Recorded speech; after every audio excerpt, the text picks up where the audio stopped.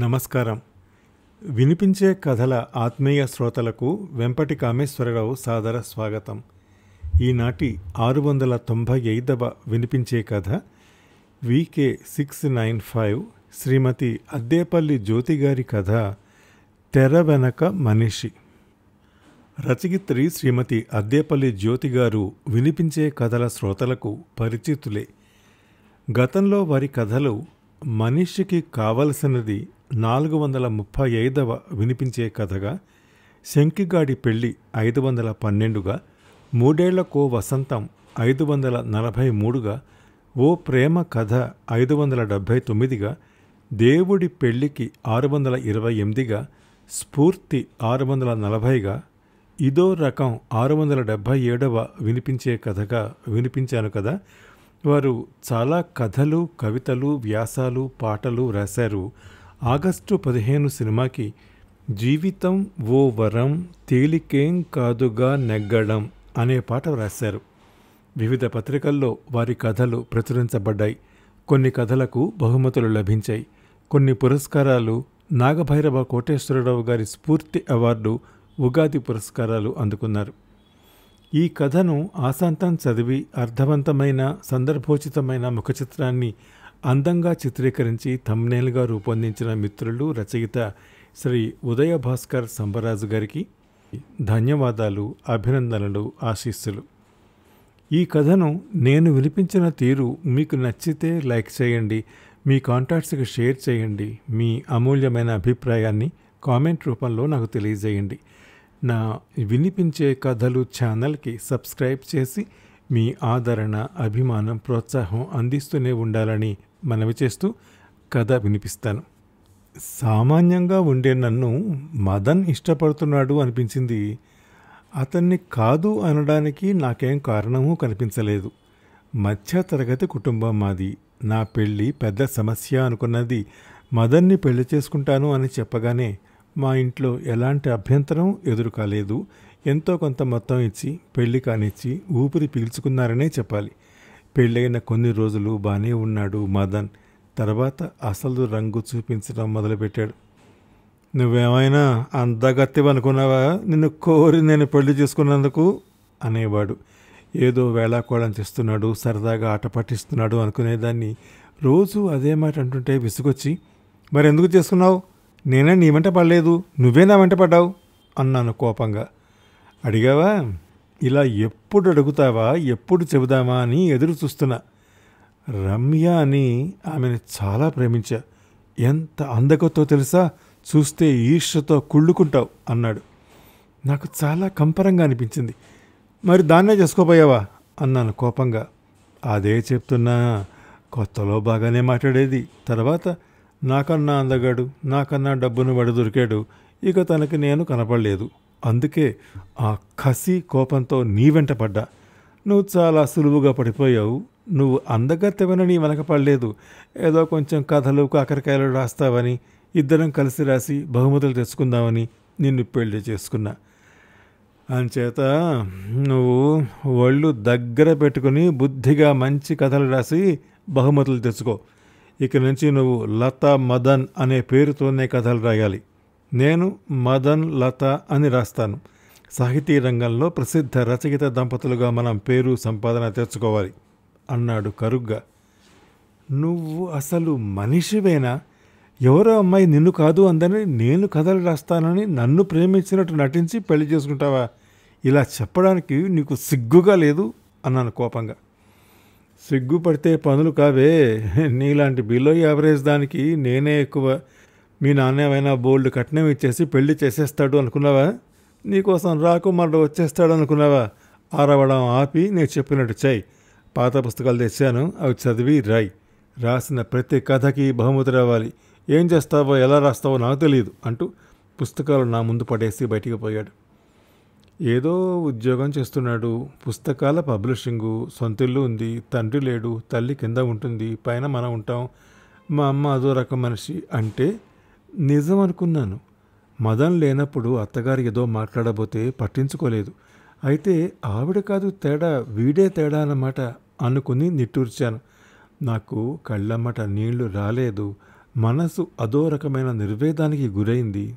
తండ్రి లేడు, ఉన్న తల్లిని దూరం పెట్టారంటేనే వీడి మనస్తత్వం అంచనా వేయాల్సింది అని నిట్టూర్చాను.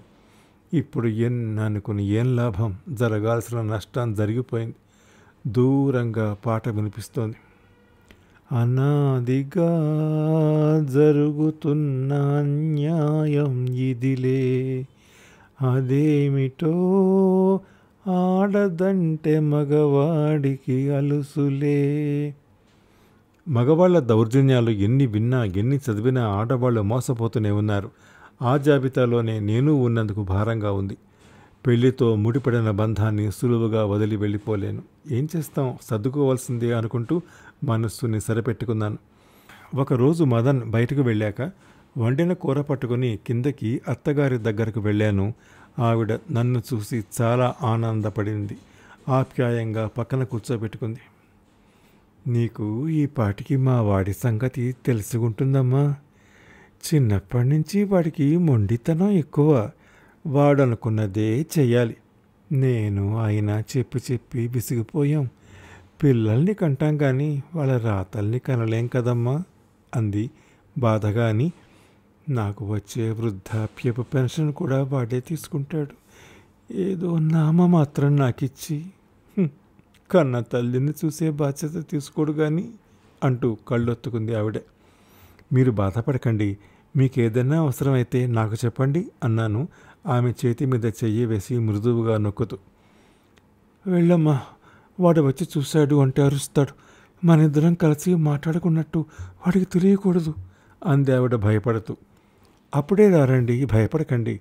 మదన్ చిన్నప్పటి నుండి ఇంతేనా? అతని ఇష్టాలేమిటి అడిగాను. చిన్నప్పుడు నా అదుపులోనే ఉండేవాడు. కథకు నృత్యం నేర్చుకున్నాడు. సాహిత్యం ఇష్టపడేవాడు. తర్వాత మారిపోయాడు. మొండితనం, మూర్ఖత్వం, తన మాటే చెల్లాలి అనే నైజం ఏర్పడిపోయాయి. ఎన్ని కళలు ఉంటే ఏం లాభం?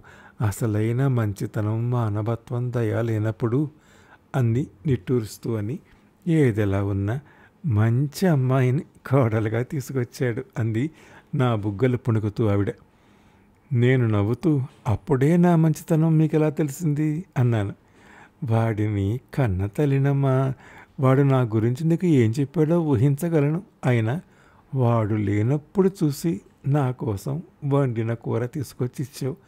అన్నమంతా పట్టుకుని చూడక్కర్లేదు, అన్నం ఉడికిందా లేదా అని తెలియడానికి అంది ఆవిడ నవ్వుతూ. ఆవిడ పాదాలకు నమస్కరించాను. హేవని దీవించనమ్మా, వాడి సంగతి తెలిసి సుఖ సంతోషాలతో సుమంగళిగా పిల్లా పాపలతో వర్ధిల్లు అని మాత్రమే ఆశీర్వదించగలను. ఏ కానుకలు ఇవ్వలేను అందావిడ బాధగా.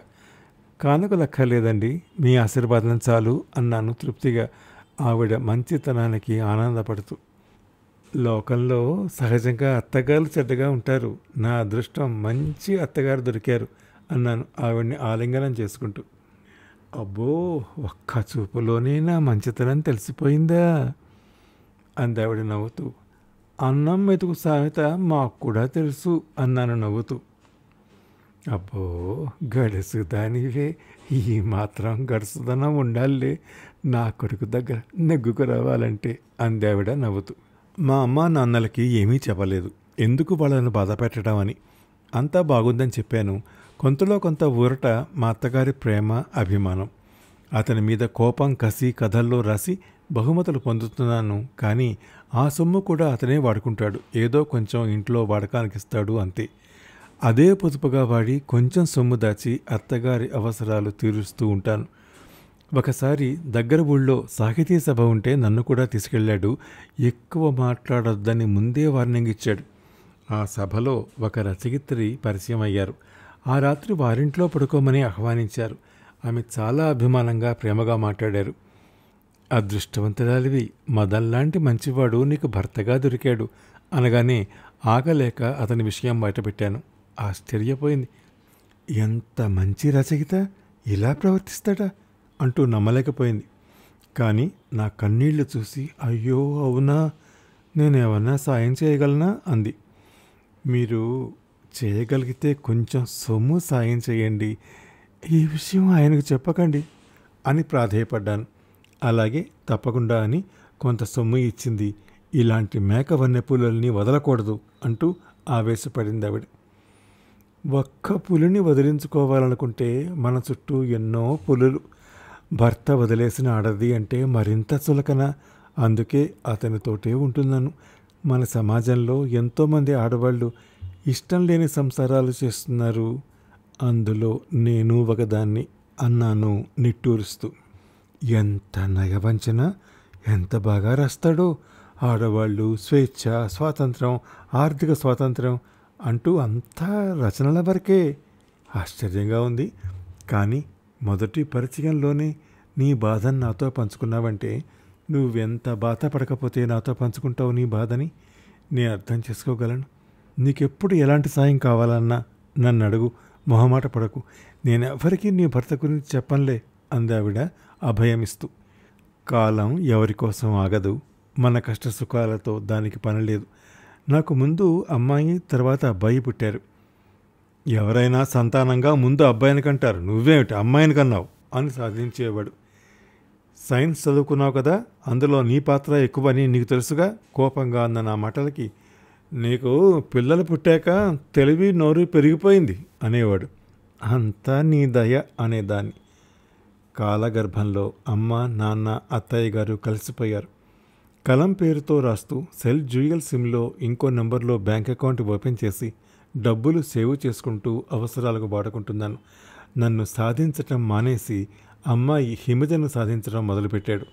మంచి మార్కులు రావాలి, ఐఏఎస్ చదవాలి అని బాగా ఫోర్స్ చేసేవాడు. అంత ఒత్తిడి తట్టుకోలేకపోయి ఏడ్చేది. నేను ఎంత ఓదార్చినా దానికి వాళ్ళ నాన్న మాటలే ఎక్కువ బాధించేవి. మంచి కన్నా చెడుకి శక్తి ఎక్కువ అని, ఒక అబ్బాయితో ప్రేమలో పడింది అని వాళ్ళ నాన్నకి తెలిసి గొడవ చేసి కొట్టాడని మనసు గాయపడి ఆత్మహత్య చేసుకుంది. నాకు తీరని కడుపు కోత మిగిల్చి వెళ్ళిపోయింది. హిమజ ఆత్మహత్య నన్ను తీరుకోలేని దెబ్బతీసింది. నా కొడుకు మానస్ నా అన్నకు తగ్గ కొడుకు. హిమజ చనిపోయినందుకు బాధపడలేదు సరికదా. నాన్న దాని మీద అంత నమ్మకం పెట్టుకున్నాడు, ఐఏఎస్ చదివించాలి అని. ఆ నమ్మకాన్ని వమ్ము చేసి ప్రేమ దోమ అంటూ పిచ్చి వేషాలు వేస్తుంటే చూసి నేనే చెప్పాను నాన్నకి, 2 తగిలించినందుకే ఆత్మహత్య చేసుకోవాలా? పరువు పోయిందని మేము బాధపడుతుంటే నువ్వు అది చచ్చిందని ఏడుస్తున్నావా అన్నాడు. నాకు నోట మాట రాలేదు. మనసు, శరీరం 2 మొద్దుబారిపోయాయి. యాంత్రికంగా రోజులు గడుస్తున్నాయి. ఒకరోజు మానస్ రితిక అనే అమ్మాయిని తీసుకొచ్చాడు. మేమిద్దరం రిజిస్టర్ మ్యారేజ్ చేసుకున్నాం అని. అమ్మాయి చక్కగా ఉంది. నాకు హిమజ గుర్తొచ్చింది. ఒక ద్వారం మూస్తే ఒక ద్వారం తెరుస్తాట భగవంతుడు. హిమజను తీసుకెళ్ళిపోయి రితికని పంపాడు అనిపించింది. ప్రేమించే మనసు ఉండాలి కానీ అందరూ మన పిల్లలే అనే కొటేషన్ గుర్తొచ్చింది. రితిక మాలో కలిసిపోయింది అనే కన్నా నేనే తనను బాగా కలిపేసుకున్నా అని చెప్పాలి. అత్తమ్మ, అందరూ మీలా ఉంటే ఎంత బాగుండేది ప్రపంచం అంది. గట్టిగానకు, మీ మామయ్య గారు వింటే బాధపడతారు అన్నాను నవ్వుతూ. అత్తయ్య, మీది కూడా ప్రేమ పెళ్ళేనట కదా అంది సందేహంగా. ఆయన వెంట పడ్డారు. నేను నో చెప్పటానికి ఏమీ లేదు అనిపించి సరే అన్నాను తేలిగ్గా. ఎంత సింపుల్గా చెప్పారు అంది ఆశ్చర్యంగా. మనకు రాసిపెట్టి ఉంటే అనుభవించక తప్పదు, రాసిపెట్టి లేకపోతే పడి దొర్లినా అంటదు. ఈ సత్యం తెలిస్తే సగం బాధ తప్పిపోతుంది అన్నాను విరాగిలా. 2 ఏళ్లు గడిచినా ఇంకా పిల్లలు లేరని మా ఆయన సణుగుడు. 2 వెళ్ళి పరీక్షలు చేయించుకుని వచ్చారు. రితికలో తేడా ఉందని, పిల్లలు పుట్టరని తెలిసింది. ఇక వీరంగమే ఆయన. అమ్మాయికి విడాకులు ఇచ్చేయమని, ఇంకో పెళ్లి చేసుకోమని. అబ్బాయి అభిప్రాయం కూడా అదే అన్నట్టు మౌనంగా ఉన్నాడు. నాకు పిచ్చి కోపం వచ్చింది. ఏరా, లోపం అమ్మాయిలో ఉందని తెలిసి విడాకులు అంటున్నావు, నీలో లోపం ఉందని తెలిస్తే అప్పుడు కూడా అదే మాట అంటావా? అనగలవా? ఏమండి, మీరు కూడా మన అబ్బాయిదే లోపం అయితే ఈ విధంగా మాట్లాడగలరా అని నిలదీశాను. పిచ్చి పిచ్చిగా మాట్లాడకు. పెళ్లి చేసుకునేదే పిల్లల కోసం. ఆ పిల్లల్ని కనలేనప్పుడు ఆ పిల్లల్ని వదిలేసి ఇంకో పెళ్లి చేసుకోవటం కొత్తేం కాదు అన్నాడు ఆయన కోపంగా. పూర్వం కన్యాశుల్కం ఉండేది, సతీ సహగమనం ఉండేది, అభ్యుదయ రచయితల పుణ్యమాని అవన్నీ మారి ఇప్పుడు స్త్రీ ఉద్యోగం చేస్తూ తన కాళ్ల మీద తాను నిలబడుతూ ధైర్యంగా బతుకుతోంది. దురదృష్టం కొద్దీ అమ్మాయికి పిల్లలు కలగరు అంటే విడాకులు తీసుకుని ఇంకో పెళ్లికి సిద్ధపడిపోతారా? దేశంలో ఎంతోమంది అనాథలు ఉన్నారు. ఒక బిడ్డను తెచ్చి పెంచుకుంటే ఒక బిడ్డకి మంచి జీవితాన్ని ఇచ్చినట్టు అవుతుంది. మనం రచయితలం, మంచికి మార్గదర్శకంగా నిలబడాలి. అంతేగాని మనమే పక్కదారి పట్టడం ఎంతవరకు సమంజసం? మన సొంత కూతురికి ఇలాంటి సమస్య వస్తే మనం ఎలా పరిష్కరిస్తాం? ఆ పిల్ల స్థానంలో మనం నిలబడి ఆలోచించాలి. అప్పుడే సరైన పరిష్కారం దొరుకుతుంది అన్నాను ఆవేశంగా. నేను అంత ఆవేశంగా మాట్లాడటం అదే మొదటిసారి. ఆయన కోపంగా బయటికి వెళ్ళిపోయాడు. ఒరే బాబు, ఆలోచించరా. నువ్వు ప్రేమించి పెళ్లి చేసుకున్నావు. ప్రేమంటే లోపాలని బలహీనతల్ని కూడా ప్రేమించేదేరా అసలైన ప్రేమ. నీ స్థానంలో రీతిక ఉంటే నిన్ను వదిలి వెళ్ళదురా. నీ అదృష్టం మంచి అమ్మాయిని ప్రేమించావు. ఆ ప్రేమ నీ జీవితాంతం కాపాడుకో. ప్రేమ ప్రతిధ్వని లాంటిదిరా. ఎంత ఇస్తే అంత తిరిగి వస్తుంది. నువ్వు మీ నాన్నలా ఉండకు. ఆయన తెర ముందు ఒకలా, తెర వెనక ఒకలా ఉంటారు. అది మంచిది కాదురా. ఆదర్శాలన్నీ రచనల వరకే పరిమితం చేస్తారు. మాట, పని, రచన అన్నీ ఒకటైతేనే అది ఆదర్శవంతమైన జీవితంరా. ఎవరి కళ్ళైనా కప్పొచ్చు, కానీ దేవుడి కళ్ళు కప్పలేం. ఎదుటివాడి కష్టాన్ని చూసి నువ్వు దయ చూపిస్తేనే నీ కష్టాన్ని చూసి దేవుడు దయ చూపిస్తాడు. అర్థం చేసుకో. ఆ అమ్మాయి బాధను పోగొట్టి నేనున్నాను అని భరోసా ఇచ్చి అనాథాశ్రమం నుంచి ఓ బిడ్డను తెచ్చి పెంచుకోండి. మీకు నా సహకారం ఎప్పుడూ ఉంటుంది. మనసు విశాలం చేసుకోరా, జీవితం బాగుంటుంది అప్పుడే అన్నాను వాడి తల నిమురుతూ. వాడు ఆలోచనలో పడ్డాడు. ఏడుస్తున్న రితిక దగ్గరకు వెళ్ళాను. బాధ ఉంటుంది రితిక. మా ఆయన సంగతి తెలిసినప్పుడు నేను ఇలాగే బాధపడ్డానమ్మా. ఈ మధ్య దూరమైనప్పుడు బాధపడ్డాను. కానీ ఏం చేస్తాం, సర్దుకోవాలి. జీవితం అంటేనే పెద్ద సర్దుబాటు. చక్కగా చదువుకున్నావు, ఉద్యోగం చేస్తున్నావు, నీ కాళ్ళ మీద నువ్వు నిలబడుతున్నావు. కంటేనే బిడ్డలా ప్రేమగా పెంచినా మన బిడ్డలే. అనాథాశ్రమంలో ఎంతోమంది పిల్లలు ప్రేమ కోసం అరులు చేస్తున్నారు. అలాంటి పిల్లల్లో నీకు నచ్చిన బిడ్డను తెచ్చుకో. నీ ప్రేమనంతా పంచి పెంచుకో. నీకు నా సహకారం ఎప్పుడూ ఉంటుంది అన్నాను ప్రేమగా. విన్నారుగా మామయ్య గారి మాటలు, మా ఆయన గారి మౌనం. ఇలాంటి వాళ్ళ దగ్గర ఎందుకు ఉండాలి? మనిద్దరం వెళ్ళిపోదాం రండి అంది కళ్ళు తుడుచుకుంటూ. తప్పు తల్లి, సమస్య నుంచి పారిపోవటం కాదు, నిలబడి దాన్ని ఎదుర్కోవాలి. నీకు ఒక కథ చెబుతాను. ఒక తేలు నీళ్లలో కొట్టుకుపోతుంటే చూసిన సాధువు దాన్ని తీశాడు. అది అతని చేతి మీద కుట్టింది.